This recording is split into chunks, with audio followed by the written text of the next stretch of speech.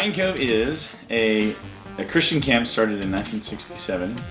It's interesting because it's actually made up of about 8 or 9 different camps, and the reason I say or 9 is we have a kind of a mobile camp on its own. But it's a camp that offers family camps, elementary camps, middle school, high school camps of all ages. Our motto that we try to make sure everybody knows is that Pine Cove exists to be used by God to transform the lives of people for His purposes and His glory.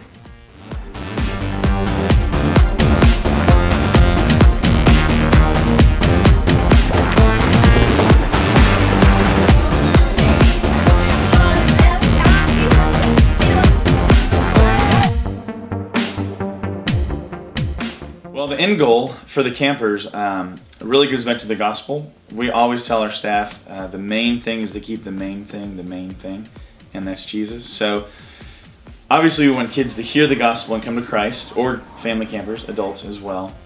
And then teaching them how to, and it's really just discipling them, how to live that out on a daily basis, so how to take that home and make the gospel real.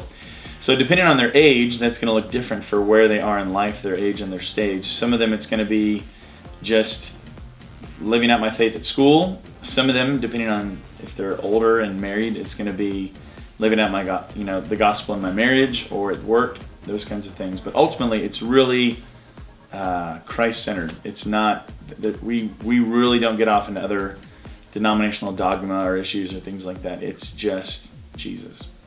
The reason Pine Cove is a great place for a college student to spend their summer, I think when we think of our motto about Pine Cove being used by God to transform lives, I think people usually think of, oh, you mean the campers.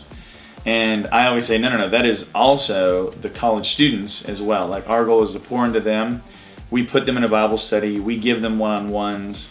We challenge them in their faith. And then the lab where they get to live out that faith is the campers. So we always say our staff is our program. So they're the ones that make it happen. I mean, they're the ones leading the Bible studies, driving the boats, running the zip lines, dealing with the horses. So they're everything. And the philosophy that we have for our college students is we want to give them one load too many or one brick too many on their load so that they have to depend on the Lord. They're not self-sufficient. They're learning what it looks like to live in the power of the gospel every day, to be brought to the end of themselves so that it's clear, like, the only way I got through this week or even this day or that situation was God was at work. So it's all part of the sanctification process.